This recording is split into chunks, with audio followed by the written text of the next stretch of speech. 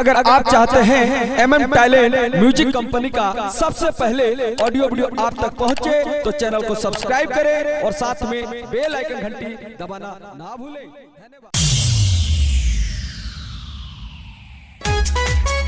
आगे भौजी रे भौजी सीमा रिकॉर्डिंग स्टूडियो सिंहौली। म्यूजिक बाय त्रिवेणी बाबू कुशवाहा। आगे भौजी रे भौजी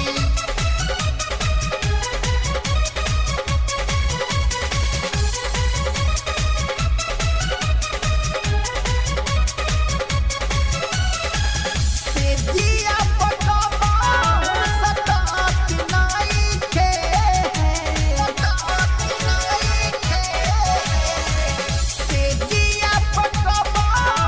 सतात नाई के रहो नए करे अब जच्चात नाई के आगे भौजी रे भौजी भज सैया से ना हौदी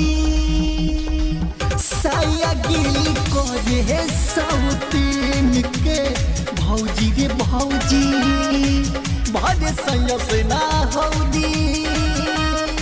साया गिल को रे सौतीन के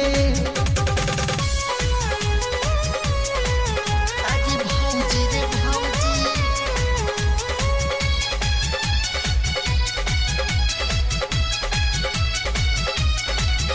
आगे भौजी रे भौजी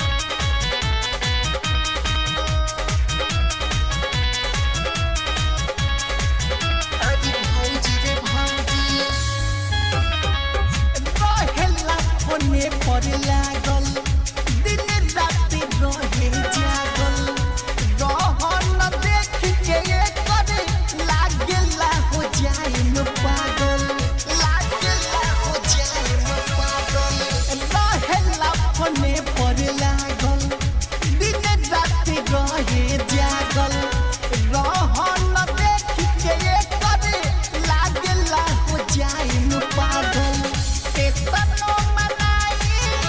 मनोत नइखे केतनो मनाई मनोत नइखे आगे भौजी रे भौजी भज सैया से ना हौदी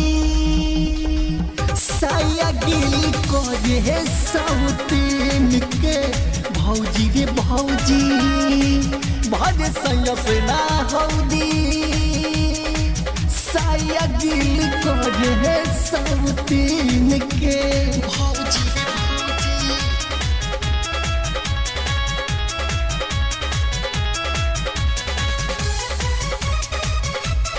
भौजी रे भौजी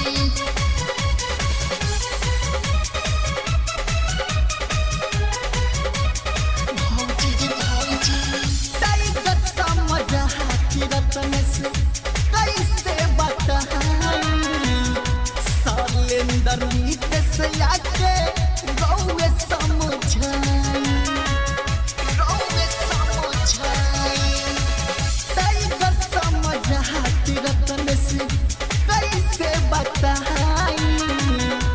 सालेंदर मीत से आके